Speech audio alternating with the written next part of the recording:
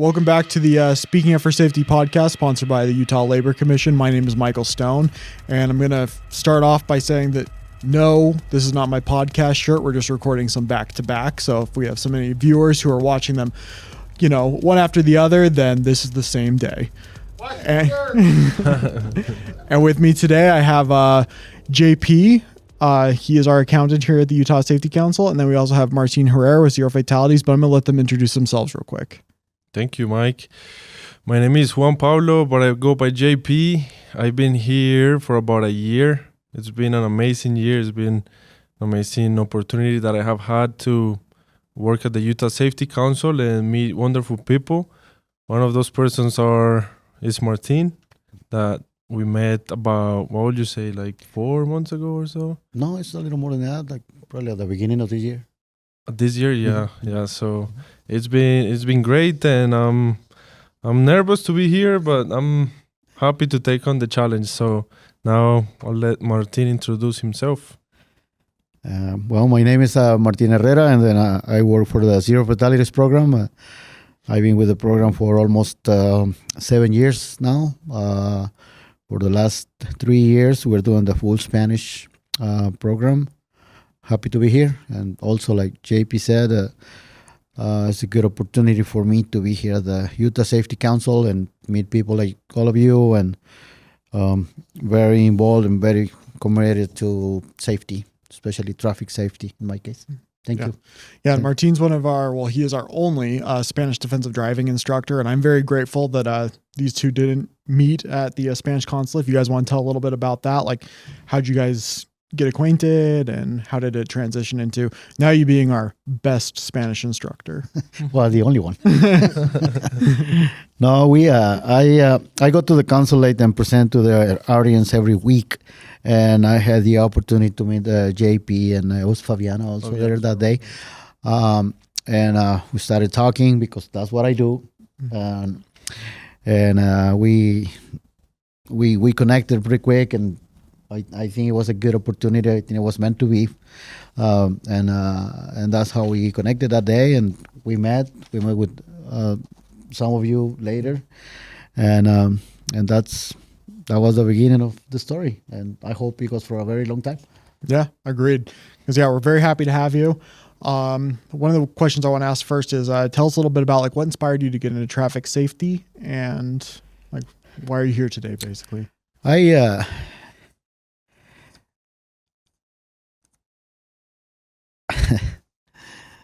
I said that I was not going to be like this, but you know what? It's the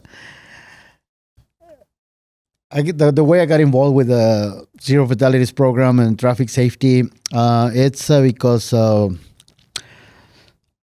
my daughter, my oldest daughter, she had a car accident 11 years ago, and she died. She didn't survive the accident. She died on impact. And the way I got involved with Zero Fatalities, and after the accident, nothing was the same.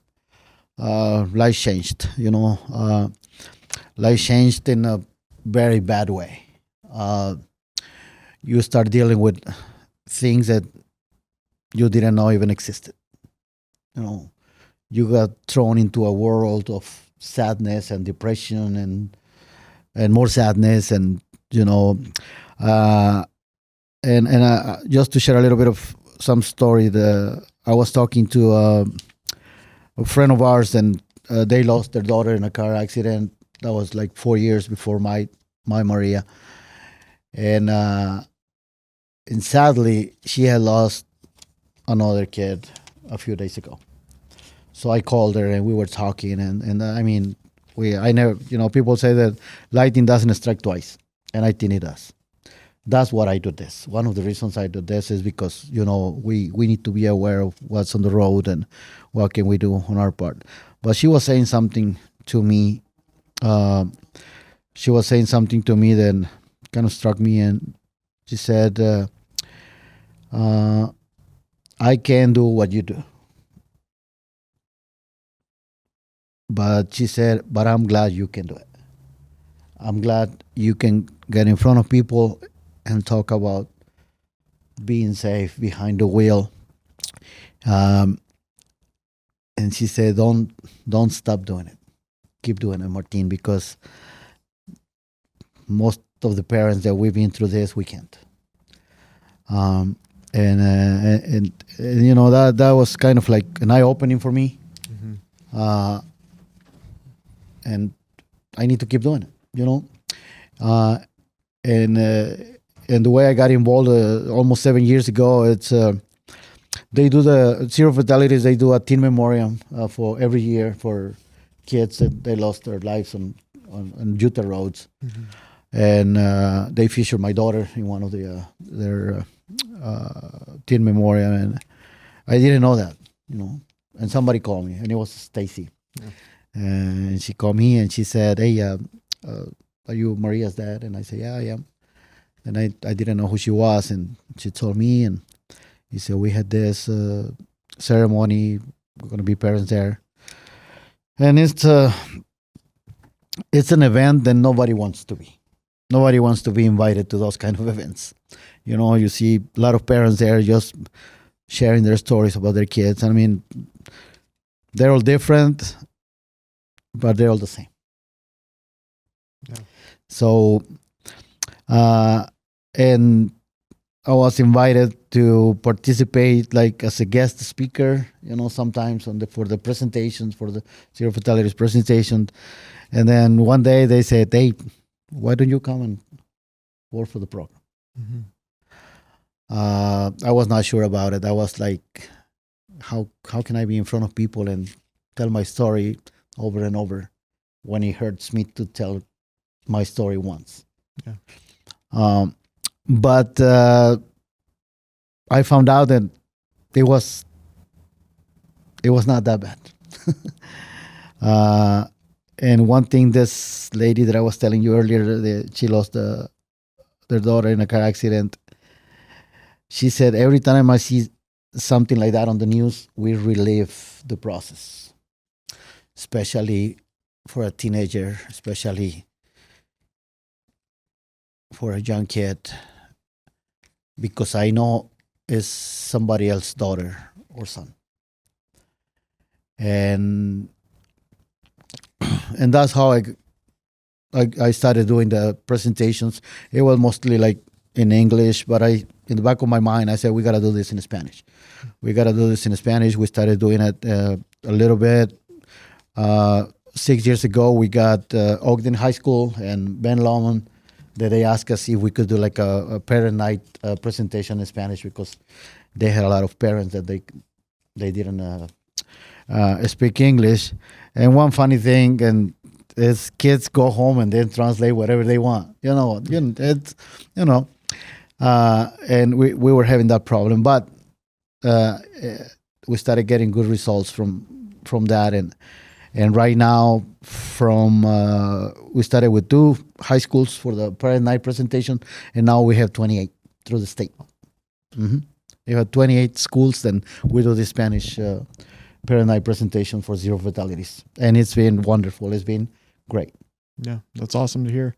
Are there any like specific things in the Spanish community that you like to address and that you see as kind of like a gap as far as like what they're missing when it comes to roadway safety?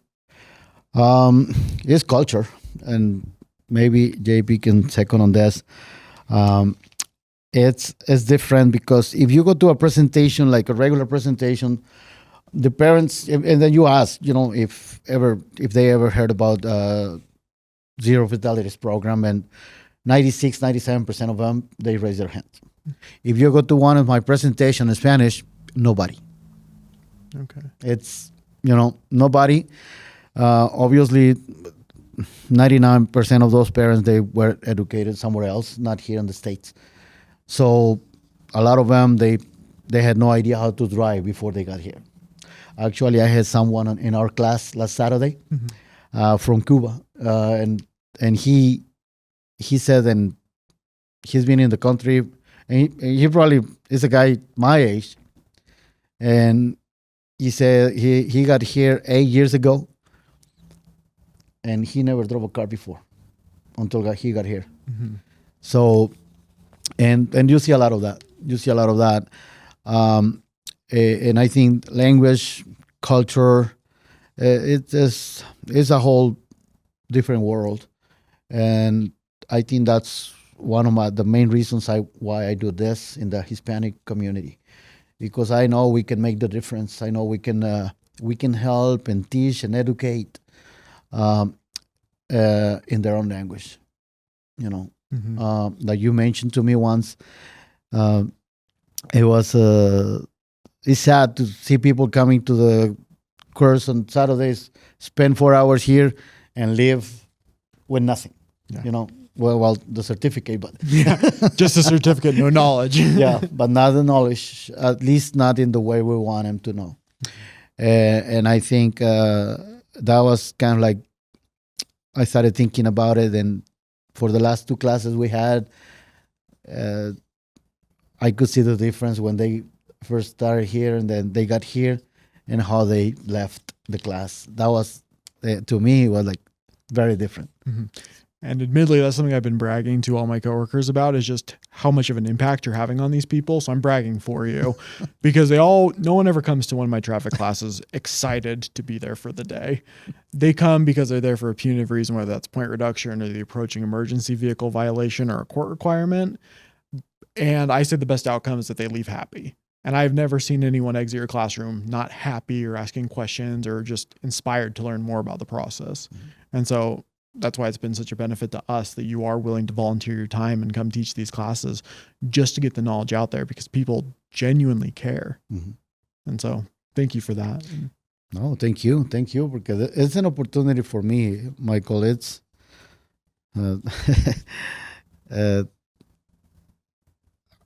I should be grateful for the opportunity, not you, because to me it's an opportunity to reach to more people, to reach.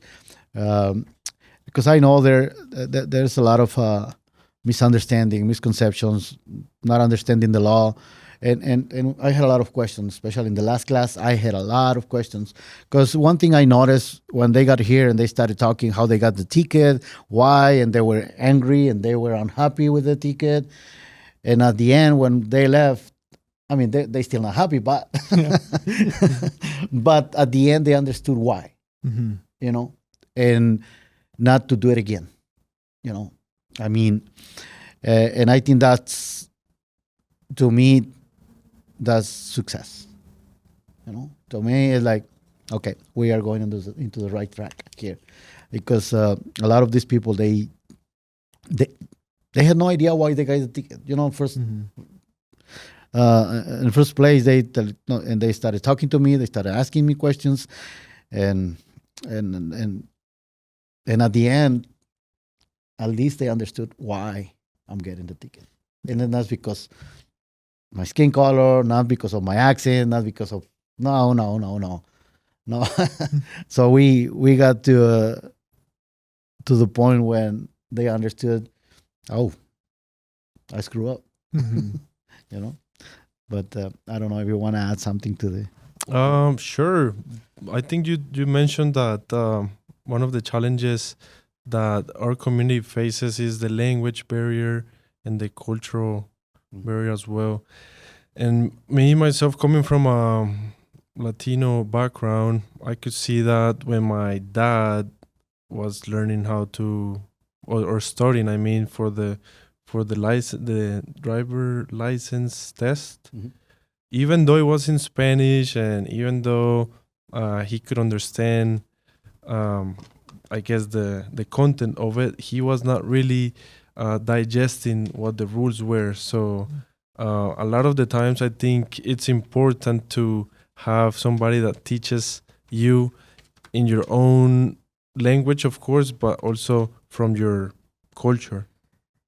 Yeah, because it makes a whole difference if you hear from somebody that that comes from the culture, then rather than somebody that learned the Spanish as a second language. And I think that's been one of the key components in what I do, is because I can understand them. I can understand where they're coming from, and I think that can make the difference sometimes. You know, like, and I was telling JP earlier that a lot of these people in the class in the course, they didn't know, they didn't know why they got the ticket, but also they didn't know a whole lot of stuff that we see during the class, and I tried to make it like, we're gonna be stuck here for 4 hours, or they're gonna be stuck with me for 4 hours. So I tried to make it a little more easier and fun, and I think that creates an atmosphere of trust. For sure. An atmosphere of trust, and they can ask me questions that probably they shouldn't be asking somebody else. And I think that's important. We, like I said, I go through the state for the presentations for Zero Fatalities, and I see many different scenarios. People might think that there's only one Spanish language. No. No, here in Utah we have 20 different countries, and every country is different. Even within the same country, same in the states, different accents, different words for different things. And I think it's like in our case, for me and JP, coming from kind of the same background, we understand that part. Then it's not the same. It's not the same Spanish. It's not. We got to find something neutral so people can understand us. Okay. Yeah, I do hear often Fabian and JP arguing over who speaks Spanish better, and so Mexicans. It's been decided by Martin right now. So just tell them next time you hear that, tell them Mexican. They're not going to be happy then. Yeah. Any words against that, JP, or do you want to go? No, sure. Yep. Perfect. Sounds good. And yeah, just kind of going back a little bit earlier, as far as like just the marked difference, like I really want to emphasize this between like someone in your class who's getting the full knowledge and everything versus someone in the past who is just coming here because it's a requirement by the state, because they're in fear of losing their license. And I check in on my classes pretty frequently when they're here, and just seeing them just sitting there kind of passively and not having any questions. And then the pure difference of you with interacting with them, and it suddenly makes sense to them. Like all their questions are being answered, like the light bulb's going off, and they're finally grasping, oh yeah, so that's exactly why I got it. Now I can avoid that in the future, instead of just coming confused and angry and then leaving confused and angry, and now they have less money, but they have a certificate in hand. Yes. And like you say, they're living with a certificate, but at the same time, they live with the knowledge, and probably with the commitment and to drive better, to drive more responsibly, because they know now the consequences. I mean, it's like I said, it's different. Even presentation here in Salt Lake area, and then if I go to do a presentation like in Delta, or Price or St. George, it's going to be a different audience. I know it's going to be a different people listening to us there. So we got to, and I think your previous guest was mentioning, you got to speak to different levels of, you got to different people, and you got to find a way to do it that way so it can be effective. And I think after almost 7 years, I think I can see some good results. Talking about that, we just to give you an example, we were in an event in Delta. Delta, very nice town. All 50 people, all 49 people, very nice. And the thing is, we had an event, and with I was the sheriff from the Miller County approached me, and he's like, can you tell them this? Can you tell them that? Please, when you talk to them, you interact with them, and please tell them that, because they don't want to talk to me. I mean, who wants to talk to the sheriff, right? And we started telling me some stories. Most of the immigrant Latino population in Delta, they're from Peru, but they are from the mountains. So their main for transportation over there on their country was mules and horses. So they got here. First thing they do, they buy a car. No license, no insurance, registration, never changed under their own name. So, as like you said, how do you explain that? And then they try to take the car away from the aid because they're breaking the law, and it's hard to explain them and make them understand because they say it's my car, can't take it away. It's my car. I bought it with my money. And the sheriff said, try to explain them that. Try to make them understand that they got to follow the law, they got to follow the rules in order to drive. I mean, it's fine, they can be here, but not driving under those circumstances. So they have a little bit of a problem over there because a lot of them, they don't speak Spanish. They speak their own dialect. So, and I don't speak that.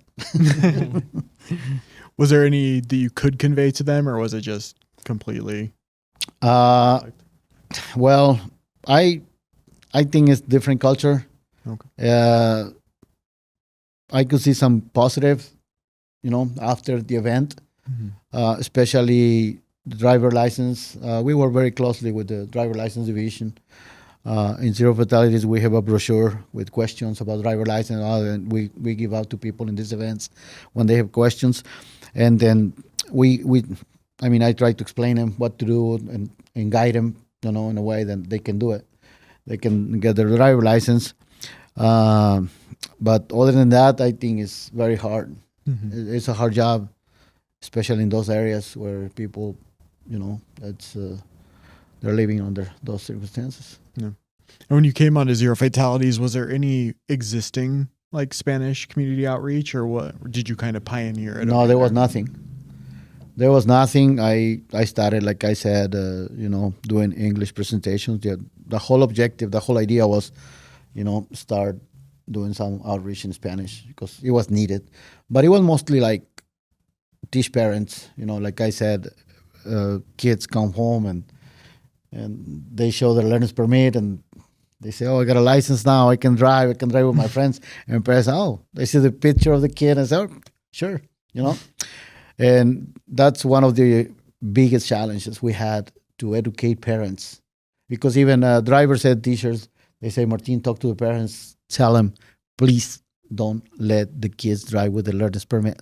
They can't do that. Because they said, we got here in the morning, there's a bunch of kids in one car, and the kid driving is going to be in my class the next hour. So how's that possible? So that's what we've been working on it. We have a lot of success on that part. But also at the same time, that was for parents. But for the last 3 or 4 years, the whole landscape, the whole demographic changed. The complete whole families moving to the States where the kids don't speak English. And we've seen some challenges there too. One of them would be emotional problems, mental problems. Actually, the Mexican consulate, they have a program to help the youth with these kind of problems, and they offer emotional support, emotional help.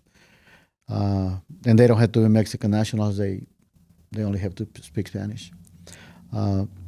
It's been challenging, Michael. It's been challenging because just to give you an idea, I was in one presentation and this girl, I noticed that she was not comfortable. She was not, and I asked her if everything was okay, and she said, no, I don't want to be here. And I said, well, you have to be here to get your license. You need to attend one of these presentations. And she's like, no, I don't want to be here in this country. I want to go back home. I want to go back to my family and my friends. So those, to me, deal with that, this kind of throw me off because there's nothing I can do. I'm here to teach you and educate you about driving. But when I see those situations, it breaks my heart because I have kids too. And, it's, but I think at the same time, we are making an impact. with those 28 schools we have right now and more events we are attending, I think we are making an impact. That I think the program finally is in the right track. Perfect. Well, I'm glad to hear it. Are there any like specific things that you see in the Hispanic community that are like kind of the big issues? Like, do they do speeding more frequently, or is it just primarily where you're just discussing with the permits? One of the we had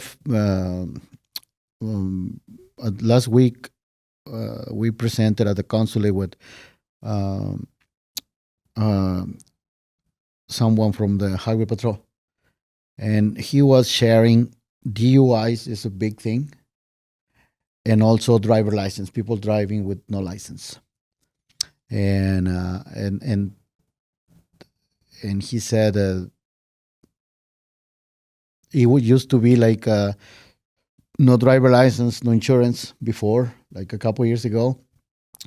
Now it's like they're driving with insurance because no driver license, no insurance, can drive, Mm-hmm.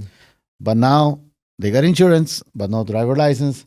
So you can still get the ticket, but they can still go home in their own car. So he said, and we can't do anything about it, not for now. But I think that's, and DUIs, he said that's the biggest challenge facing probably in the Hispanic community is huge. DUI, people driving under the influence, which we know that. Yeah. Not because we do it, right? No. No, but that's right. Yesterday we had the opportunity to attend the job fair, and we were promoting this defensive driving in Spanish course to the people we were talking to, and the majority of them were telling us that we don't have a driver license. So it was eye-opening to see, because they're driving.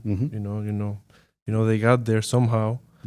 But one of the things we were telling them is that they can still benefit from these classes and courses. So we invited them to take the class and learn. And I think that's one of the great things that you can touch on and offer, that not necessarily just to not get a speeding ticket, but also to spread awareness of the rules and the ways that people can drive safer. And there's a lot of misinformation on that part. For some people in the Hispanic community, they can get a driver license because they don't have a social security number, but that's not true. It's there's still a way that they can get there, like a privileged card or something, to drive and not get the ticket. For driving without the driver license. But it's like I said, we have a lot of work. I think we have a lot of work to do. I think we have a long road ahead. But at the same time, I think we are doing our part. I think if we keep doing these classes in Spanish, I think sooner than later, we're gonna have all the rooms like full of people taking the course. Yeah, that'd be my hope. We just got to get 40 people per class and then get in front of a big audience and get the word out there for sure. And when you are teaching these classes, are there any specific strategies that you like to use in order to really kind of hammer points home for people and make it kind of real for them and why they need to be doing it? Well, I think especially for the last class, it's getting to know, who they are, know your audience, right? And I think for me, I think we can do better if we promote the Spanish classes in some different ways. But I think if we use some strategies to do that, I think we can be more successful and get more people in those classrooms. Because I think we're doing it right now. But I think you guys doing a great job at the Utah Safety Council, and I appreciate your efforts to help to promote the Spanish driving course. I think it's a great thing that you guys did. So I think you're talking about promoting this program. Do you have any suggestions, on how can we promote it to the Hispanic community? I think social media can be huge. I think promoting maybe creating some flyers and promoting it like in Spanish groups and social media. I think that's gonna make the difference. I think we're gonna get like a lot of people, and we were talking, me and JP earlier, about some ideas that we have, and I think we can promote it the right way, and we'll get more and more. I'm pretty sure. Awesome. I'll be glad to work with you on that. Is there any like specific ways that we should be marketing towards like Hispanic people? Because like right now we do just post little things out on the internet and just kind of hope and pray that yeah. And well, like I said, I think the right way. Well, no, not the right way, but one way it would be like probably the Mexican consulate. It'll be like a great. It'll be great to partnership with them and do something with them. I'm actually in my next meeting with them. I'm going to mention what we're doing specifically to the right people, and I think they can help us in even maybe to promote in their own social media and their own pages with the Mexican consulate. I also work very close with the El Salvador consulate here in Salt Lake. And I think we can use, I mean, like in my case, I can use all the organizations that I've been working with. And I think that'll be very helpful, letting them know that we are doing this course now in Spanish, but never had it before. And I think that'll be very, very good thing to do. Excellent. And I'm more than willing to do it. Yeah, the more people we can reach with the how to drive properly on the roads and not get any accidents. And I love working Saturday mornings. Yep. I'll be right there with you the whole way. I know you're going to be there. And speaking of working Saturday mornings, this is more tangential to traffic safety, but I learned something about you today that I had no idea. And you're also a car seat technician, and you're actually volunteering for our AOCAP car seat event coming up where we're going to be helping. They tell me it's 83 kids right now. But then she always tells me, hey, I got a couple more. So like at this point, we're probably looking like 100, maybe 120 children will be helping out up there. And one of the things that I'm considering doing while we're up there is because they do have a large Hispanic speaking community is hopefully you have your business cards ready to go by that point. That'll and be great. Start handing them out and getting people involved. Yep. But what led you to be a car seat tech as well?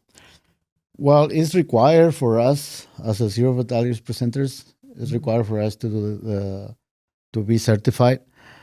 And just so you know, when I did the classes to be certified, it changed the whole perspective because I was just focusing driving and and how to drive better, how to be a better passenger. But in my mind, it was never like kids, on their car seats. And then I think after the second hours of the course, which is a whole week, very, very fun week, it changed my whole perspective of how kids can be affected, in a way that they can lose their lives too if we are not being responsible with them, like if every parent is. It was like me before I was a technician. That when we had our kids when they were little, my wife, she was always an expert, but me, not so much. And after, I put the kids in the car seat, and after a block or two, the kids were like, Mom, you need to fix the seat. Yeah, not properly. But, it changed the whole thing for me. It changed I think, and I've been in a lot of car seat points now, and I think again, is to educate people. You'll be amazed, and I don't know if you've seen it, but a lot of these people sometimes they show up, families show up with no car seat at all, and the kids just sitting in the back. Or that was like 2 months ago. We had a car seat checkpoint here in Salt Lake, and the first family I got, it was 6 kids and 3 adults in one sedan. Just to give you an idea. Yeah, 6 kids, little kids, and it was a family from Peru also, and they said there's nothing we can do. We only have one car. So we had to explain them, make them understand that can't do that. And I think that's the hardest part, Michael. I think that's the hardest part, making people understand that can't do that. It's against the law, but you are risking the life of your kids. In a very single, small crash, you can kill your kid for not being on the right seat. And so we worked with them for a good 2 or 3 hours. Family member had to come and bring their car. So, but it was hard for me to make them understand why. Because they were like, no, they're fine. I said, no, they're not. Yeah. They're not. I wish I could show them some videos, like the ones we watched for the car seat certification. And I think we still have a lot of work to do also with on the car seat situation. Hopefully we can help. Hopefully we can do more. Yeah. And yeah, I don't want to make Nicole too nervous back there, but she was there with us at the Refugee Connection car seat check for their Mother's Day event. And a lot of the refugees where we see were kind of in similar situations where there was multiple children per car with no car seats. I had a little infant who was just literally in a shoebox on grandma's lap in the back seat.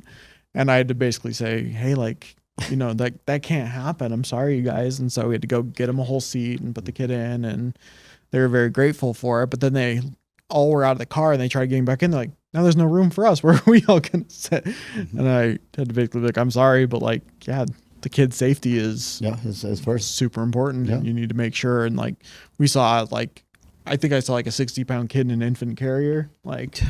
There's and as an adult we make our own decisions, but kids, they can't. Yeah, that's often how I like to highlight it for a lot of parents who maybe aren't quite grasping why this isn't needed. I say, well, your child doesn't have a choice but to be in the car with you, and you want to make sure they arrive to their destination safely. And again, it's a cultural thing.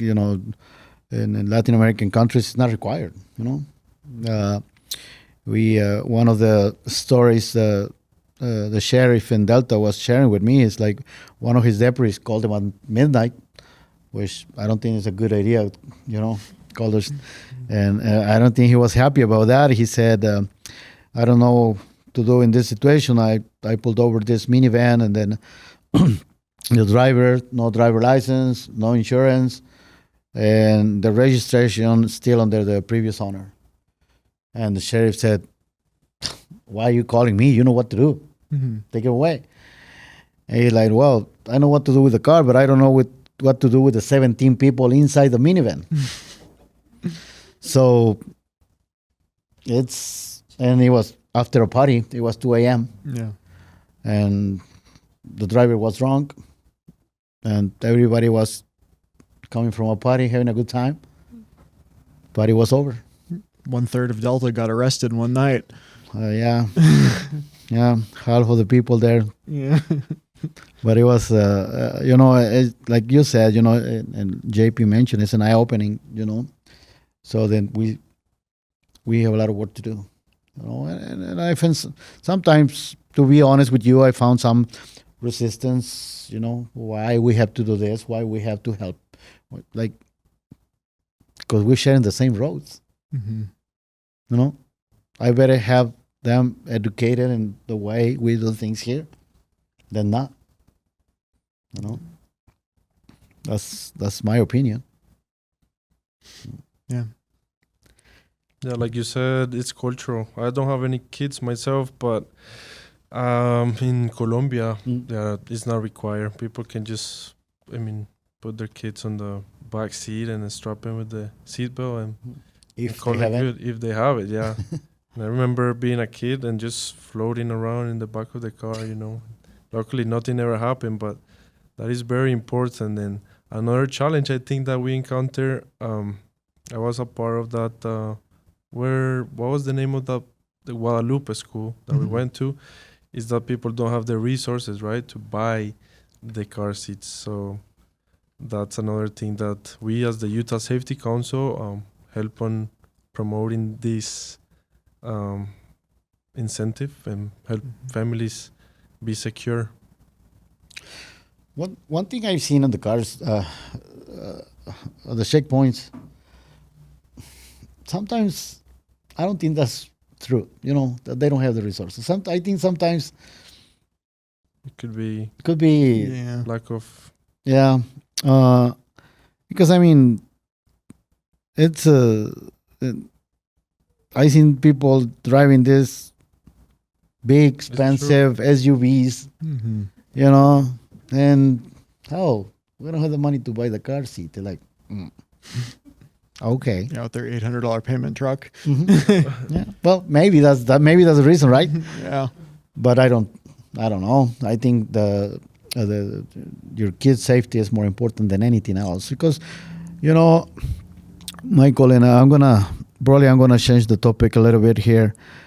Losing a kid in a car crash is gonna change your life forever. It's gonna change your life, your family forever, and not for good. You know, I mean, you gotta deal with the consequences of that every single day for the rest of your life. You know, and I shared this before. You know, to me is every day is a challenge. You know, every day. I'm not gonna lie to you. I'm not gonna lie. Every day is like, why am I doing this? Nobody's listening. Why am I doing this? Nobody cares. No? But at the same time, I've seen results. I've seen people, you know, after all these years doing this, I've seen kids going to college and they see me and they say, "Oh, you came to my school and gave me a presentation a few years ago," and they say, "Thank you, thanks for sharing your story. It changed my life." Mm-hmm. And that's when I say, "Okay, I gotta keep doing this. I gotta keep doing this." I have a story with I met a lady at the consulate after I presented at the little room they have the consulate. She came and she's like, "How can I get a driver license?" So, and she said, "I don't have a social security number, but I have to drive because my kid can walk. You know, she got a disabled kid, and she lives in Logan, and then she got to bring the kid every week to Salt Lake for therapy. And she was been doing that for 6 years. So that story makes me think, it's like, oh, like, and I said, "You don't have a driver license?" She said, "No." And I say, "My family," they say I can't. So we went into a little bit more details, and I found out she could. You know, she can get a driver license and like a privileged car or something. And then I said, "Okay, I'm gonna guide you. I'm gonna walk you through the process." I mean, I don't think I can do that with everybody, right? Because it's a lot of people. But that story, that situation, kind of like it moved me, you know, because she believed the family and friends for 6 years, and she had this special situation with her own child, and so we worked together, and after 2 months, she called me and she said, "Guess what? I got my driver license." And that put a smile on my face. Mm-hmm. And and I think that's very rewarding to me. So I can help someone. Yeah. To do better, to be better. You know, maybe not saving their life, but at least driving in a safer way. Yeah, you're making significant impacts in people's life, and you may not see the results every day, but I know you're saving people's lives and making sure that they're being as safe as they possibly can. Well, that's what I hope. I hope everybody's listening. You know, but again, you know, I'm gonna keep doing it. I'm gonna keep doing it until the day I don't hear that little boy saying, "Come on, Dad, get up and get up there. Somebody's listening today." But every day, that little voice, and it's the voice of my daughter saying, "Come on, Dad, you can do it. Go." Yeah. So,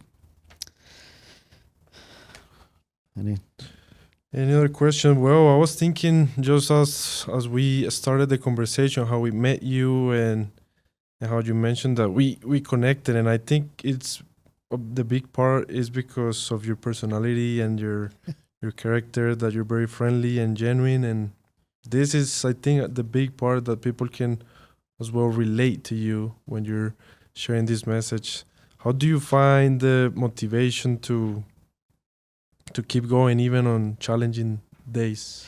where with the stories like the ones I shared, you know, I think you gotta do something good with the tragedy. You gotta do something good with the bad. You know, I had the option to stay home and do nothing with it. You know, but I have that option every day.